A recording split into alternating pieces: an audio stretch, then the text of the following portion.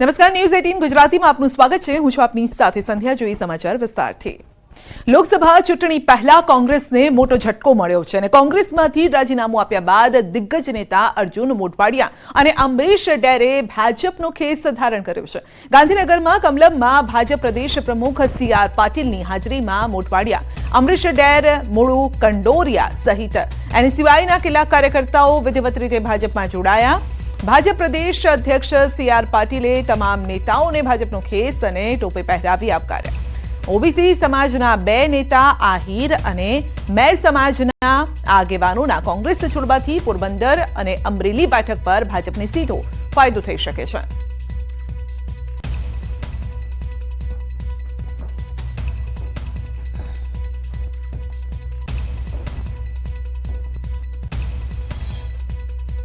રાજકીય પાર્ટીના કાર્યકર્તા તરીકે આપ સૌએ કામ કર્યું હશે।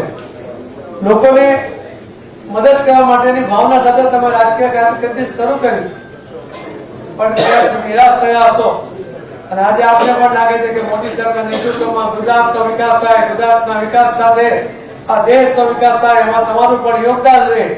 લોકોનું કામ કરવાની જે તમારી ઈચ્છા છે, લોકોને મદદ કરવાની જે ભાવના છે, એ પૂર્ણ કરવા માટેનું પ્લેટફોર્મ તમને મળે, એટલા માટે આજે આપ સૌ આદરણીય પ્રધાનમંત્રી શ્રી નરેન્દ્ર મોદી સાહેબના નેતૃત્વમાં ભારતીય જનતા પાર્ટી સાથે જોડાઈ રહ્યો છું। હું આપ સૌનું ખૂબ ખૂબ દિલથી સ્વાગત કરું છું। ખૂબ મહેનત કરી ગરીબ કુટુંબમાંથી અહીંયા આવી અને રાજનીતિમાં કંઈક પ્રદાન કરવા માટે આવ્યા હતા। એ પ્રદાન હું જે પક્ષમાં હતો એ પક્ષમાં કરી શકું એમ નહોતો। અત્યારે NGO જેવું સ્વરૂપ થઈ ગયું છે। બદલાવ લેવાની ત્યાં કોશિશ છે, બધાની નિષ્ફળ ગઈ છે અને એટલા માટે જે સ્વપ્ન મેં મારા પોરબંદર માટે જોયું હતું, મેં મારા ગુજરાત માટે જોયું હતું, એ સ્વપ્ન આજે મને ભારતીય જનતા પાર્ટીમાં આદરણીય નરેન્દ્રભાઈના નેતૃત્વમાં મને પરિવર્તન થતું દેખાય છે। આ એક જ મકસદ સાથે આટલા વર્ષના સંબંધો તોડી અને હું ભારતીય જનતા પાર્ટીમાં જોડાઈ ગયો છું। એટલે આજે પ્રચાર થાય છે, એ પ્રચારને કારણે નહીં, કોઈ લાલચને કારણે નહીં, પણ બદલાવ લઈ આવવો છે અને બદલાવ આપણી નજર સામે આજે માનનીય અધ્યક્ષ શ્રી CR પાટીલ સાહેબે કહ્યું એમ આપણા બધાની નજર સામે આવે છે અને એમાં કંઈક યજ્ઞમાં થોડીક આહુતિ એક કાર્યકર તરીકે આપી શકીએ। ભગવાન રામ જ્યારે રામ સેતુ બાંધતા હતા ત્યારે ખિસકોલી છે એ જે રીતે આવી અને એમાં પોતાનું પ્રદાન કરતા હતા, એમ મેં અહીંયા આવી અને એ રીતે નક્કી કરેલું છે। અમરીશભાઈ ભાજપ જોઈન કરી રહ્યા તો ગઈકાલે જ મેં બહુ વિસ્તૃત માહિતી આપી છે અને આજે પણ કહી રહ્યો છું કે ભારતીય જનતા પાર્ટી જોડાયો છું અને આવનારા સમયમાં જે પાર્ટી જવાબદારી સોંપશે નિષ્ઠા પ્રામાણિકતાપૂર્વક। કમિટમેન્ટ આપ્યું છે કે જ્યાં લાગણી અને પ્રેમ જ્યાં હોય ને સોદા ન હોય, એટલે આ કોઈ સોદાનું રાજકારણ નથી કર્યું।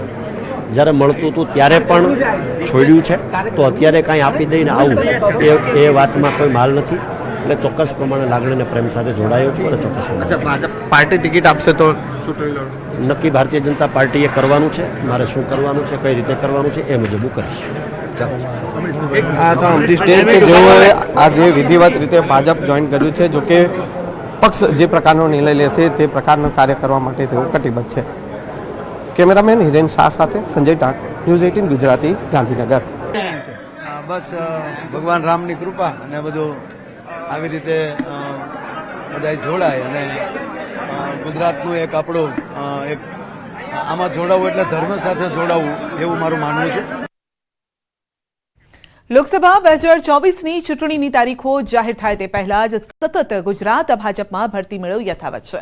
ગુજરાતમાં સતત કોંગ્રેસ અને આમ આદમી પાર્ટીમાં ભંગાણ સર્જાઈ રહ્યા છે। બંને પક્ષના દિગ્ગજો ગાંધીનગર સ્થિત કમલમની વેલકમ પાર્ટીમાં ઝૂમી રહ્યા છે અને રામનું નામ લઈ કેસરિયા કરી રહ્યા છે, જેમાં ગુજરાતની રાજનીતિના 5 એવા નેતાઓ છે જેઓ ચાલુ વિધાનસભામાં કોંગ્રેસ અને આપના ધારાસભ્યો હતા, જેમણે ધારાસભ્ય પદ પરથી રાજીનામું આપ્યું અને ભાજપમાં પ્રવેશ મેળવ્યો, જેના કારણે જે ગુજરાતમાં 26 લોકસભા બેઠકો પર તો તમામ પક્ષો વચ્ચે ચૂંટણીનો જંગ જામશે જ, પરંતુ તેની સાથે સાથે 5 વિધાનસભા બેઠકો પર પેટા ચૂંટણી પણ યોજાશે, જેમાં અર્જુન મોઢવાડિયાના રાજીનામાથી પોરબંદર બેઠક ખાલી થઈ છે.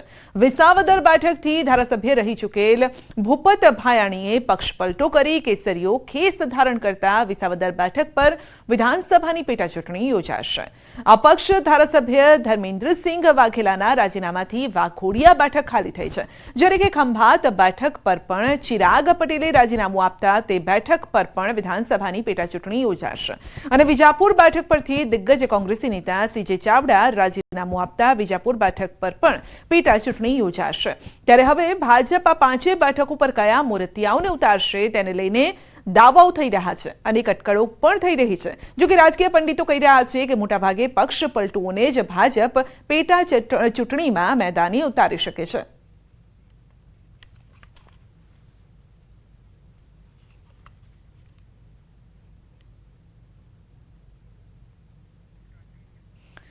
અર્જુન મોઢવાડિયાને લઈ કેન્દ્રીય મંત્રી પુરુષોત્તમ રૂપાલાનું નિવેદન છે. અર્જુન મોઢવાડિયાના ભાજપમાં આવવાથી પડકાર વિપક્ષ માટે ઉભો થશે. અર્જુન મોઢવાડિયાને સૌરાષ્ટ્રના મોટા નેતા પણ ગણાવ્યા અને સાથે જ લોકસભા ચૂંટણીને લઈ તેઓએ જીતનો આશાવાદ વ્યક્ત કર્યો અને 26 સીટ પર ભાજપનો ભવ્ય વિજય થશે તેમ જણાવ્યું. અમરીશભાઈ અમારા રાજુલાના છે, મૂળ અમારા લાઠીના છે. હવે રાજુલા સ્થિર થયા છે. અર્જુનભાઈ મારી દૃષ્ટિએ સૌરાષ્ટ્રના કોંગ્રેસના નેતા કહી શકાય. વર્ષો સુધી અમે સામે રહ્યા છીએ. કેવા સંજોગોમાં એમને પાર્ટી છોડવાનો નિર્ણય લીધો હશે એ અંગે પોતે જ જાણ કરે એવા એ પરિપક્વ નેતા છે. ભારતીય જનતા પાર્ટીની દૃષ્ટિએ મને એવું લાગે છે કે અમારી પાર્ટી આદરણીય નરેન્દ્ર મોદીજીના નેતૃત્વમાં હવે એ માત્ર પોલિટિકલ પાર્ટીને બદલે રાષ્ટ્રના વિકાસ કરતી ટીમ તરીકે દેશની જનતા જોવા લાગી છે અને એને કારણે આ પ્રકારના દ્રશ્યો હવે આપણને જોવા મળે છે. તો રાજુલાના ધારાસભ્ય હીરા સોલંકી પહોંચ્યા ગાંધીનગર. અમરીશ ડેરના ભાજપ પ્રવેશ પર આપ્યું નિવેદન. અમરીશ ડેરનું ભાજપનું સ્વાગત છે. નારાજગીની વાત નથી, પાર્ટીનો નિર્ણય સર્વોપરી છે. પાર્ટીના કાર્યકર્તા તરીકે હંમેશા કામ કરતો રહીશ. ભલે નારાજ હોય તો બને જ નહીં ને. પાર્ટીનો નિર્ણય સર્વોપરી નિર્ણય હોય છે અને આજે જે પાર્ટીએ નિર્ણય છે એ સ્વીકાર્યો છે. અમે વેલકમ કર્યું. અમે નહીં, પાર્ટીએ કંઈ નક્કી કર્યું તો ખ્યાલ નથી, બાકી આપણે ધ્યાન પર કોઈ વસ્તુ આવી નથી. હા, પાર્ટીનો કાર્યકર્તા છું, પાર્ટીની કાર્યકર્તા તરીકે કામ કરતા રહીશું, કરીએ છીએ ને હંમેશા કરતા રહીશું. તો ભાજપ નેતા જયરાજસિંહ પરમારના કોંગ્રેસ પર આકરા પ્રહાર. કોંગ્રેસમાં 11 જમાઈ છે. કાર્યકર્તાઓના ખભા પર બેસી કોંગ્રેસના નેતાઓ કરે છે તાગડધીના અને લોકસભા ચૂંટણી હારે તો વિધાનસભા લડે, ફરી લોકસભા લડશે. તો મુજ વીતી તું જ વીતશે, ધીરી રે બાપુડિયા. જયરાજસિંહના આ વાર છે. શક્તિસિંહને જ કોંગ્રેસ પાર્ટીમાં ઘેરી લીધા છે અને કોંગ્રેસ કાર્યકર્તાઓને ભાજપમાં જોડાવા ખુલ્લી ઓફર પણ કરી છે. તો હજુ ત્યાં બેઠા છે એ ખોટા બેઠા છે અને હજુ મોડું નથી થયું. મોદી સાહેબના યજ્ઞમાં જોડાઈ જાઓ તેવી વાત કરી છે. જે 3 પાનાના પત્રમાં જે મુદ્દો લઈને નીકળ્યા હતા તમામ નેતાઓ એ જ વાત કરે છે.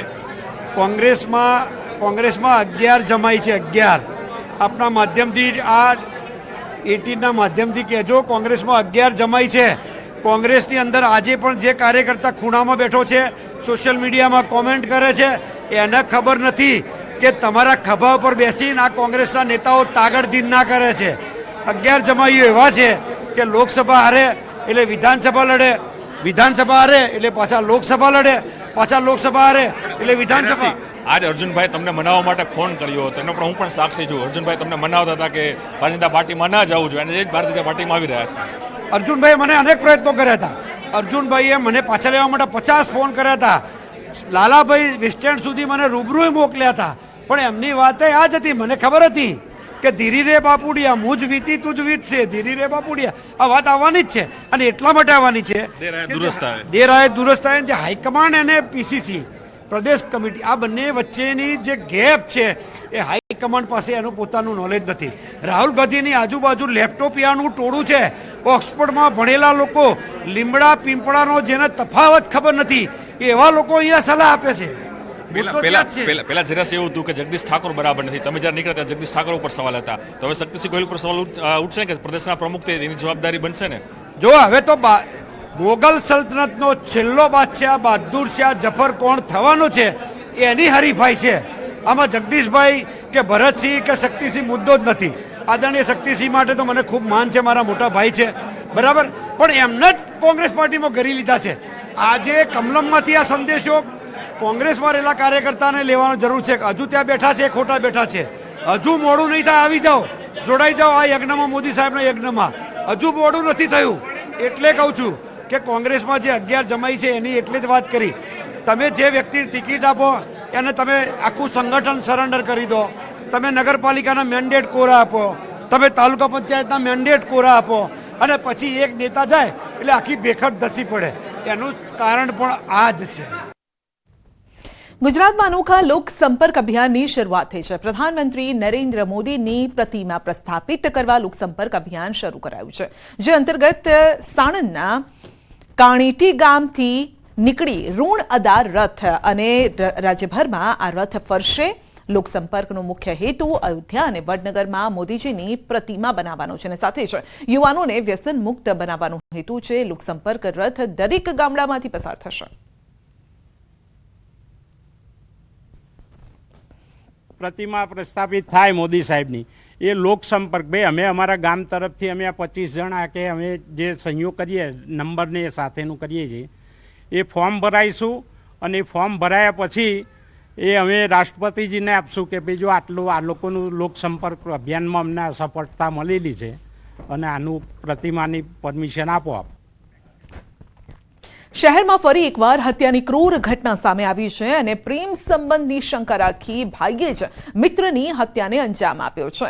મિત્રનું અપહરણ કરીને આરોપીએ લાકડીઓથી માર મારી મિત્રને જીવતો કેનાલમાં ફેંકી હત્યા નિપજાવી, જેને લઈ મૃતકના પરિવારજનોએ સમગ્ર મામલે પોલીસ ફરિયાદ નોંધાવી કડક કાર્યવાહીની માંગ કરી છે અને હાલ પોલીસે તપાસ કરતા આરોપી મિત્રની ધરપકડ કરી સમગ્ર મામલે કાયદેસરની કાર્યવાહી હાથ ધરી છે.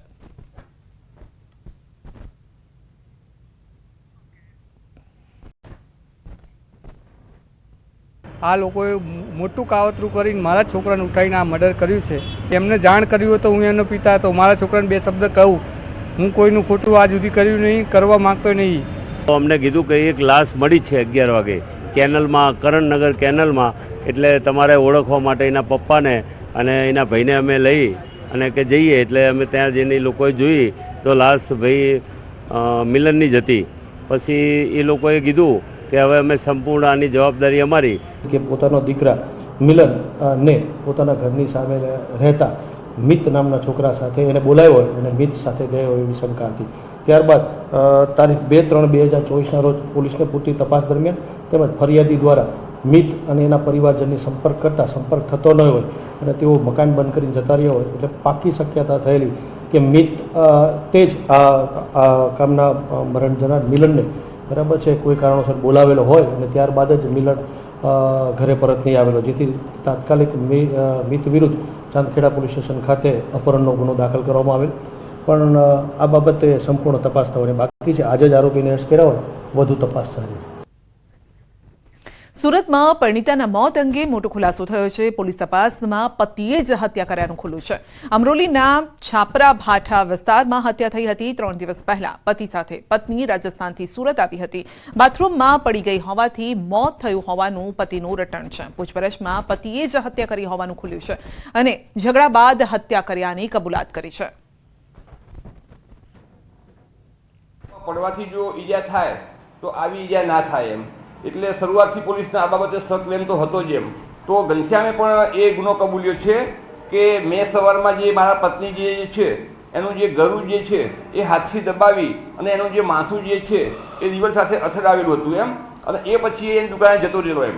સુરતના અમરોલી વિસ્તારમાં પતિએ પત્નીની હત્યા કરવાનો મામલો સામે આવ્યો છે. મૂળ રાજસ્થાનના અને સુરતના અમરોલી વિસ્તારમાં રહેતા પતિને પત્ની જોડે અનબંધ હોવાથી પત્ની લાંબા સમયથી પોતાના પિયર રાજસ્થાન રહેતી હતી, પણ 3 દિવસ પહેલાં જ પતિ પત્નીને રાજસ્થાનથી લઈ આવ્યો હતો અને અચાનક જ ઘરમાં પડી જતા મોત થયા હોવાની વાત સામે આવી હતી. જો કે પતિ દ્વારા પોલીસને અને મહિલાના પિયર પક્ષને જાણ કરી હતી. તેઓ તાત્કાલિક સુરત દોડી આવ્યા હતા અને પીએમ માટે બોડી ખસેડવામાં આવી હતી. ત્યાં આગળ આક્ષેપોને લઈને પોલીસે તપાસ શરૂ કરી હતી. જો કે પોલીસે પતિની પૂછપરછ કરતાં પતિ તૂટી ગયો હતો અને પત્ની બાથરૂમમાં પડી ગયા હોવાનું તરખટ કર્યું હતું. જો કે પત્નીની બોર્ડર પદાર્થ મારી તેને હત્યા કર્યા હોવાની વિગતો સામે આવતા પોલીસે તેની ધરપકડ કરી છે. ખાસ કરીને પતિ પત્ની વચ્ચે લાંબા સમયથી જે ઝઘડો ચાલી રહ્યો હતો તેને લઈને જે પિયરમાં રહેતી હતી તેનાથી કંટાળી પતિ દ્વારા હત્યા કરવામાં આવ્યા હોવાનો ખુલાસો પતિએ કર્યો છે. કેમેરામેન ભરત બ્રહ્મભટ્ટ સાથે કીર્તેશ પટેલ, ન્યૂઝ 18 ગુજરાતી,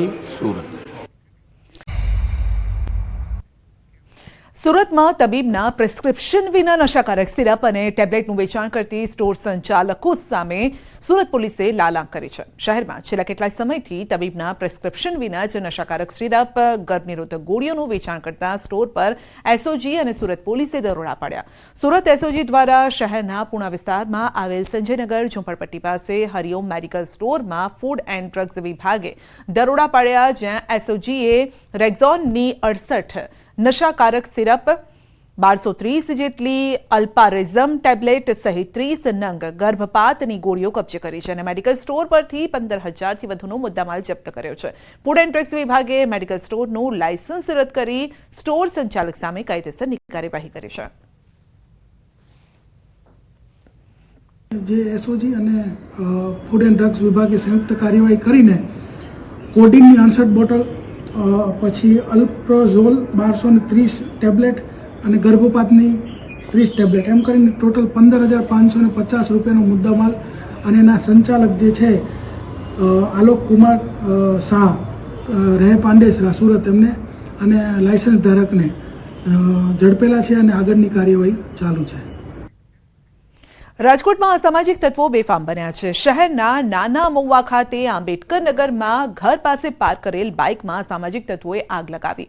અસામાજિક તત્વોની બાઇકમાં આગ લગાવવાની સમગ્ર ઘટના સીસીટીવીમાં કેદ થઈ છે અને યુવકોની દાદાગીરીથી તમામ રહીશો હેરાન પરેશાન છે.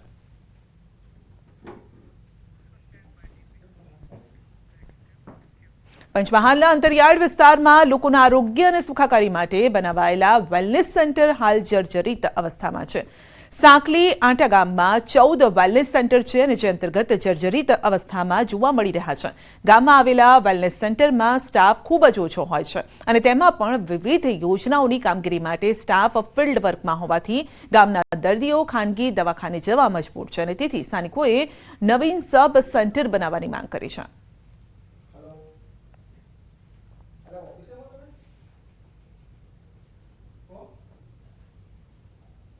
અત્યારે આંગળી અને સાંકલી બંને ગામોની અંદર જે સ્ટાફ છે વહેંચાયેલો છે.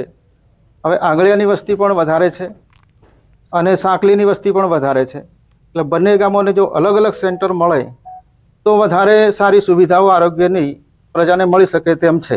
તો આ જિલ્લામાં ઘણા 15 થી 17 એવા સબ સેન્ટરો છે જે બિલકુલ જર્જરિત હાલતમાં છે.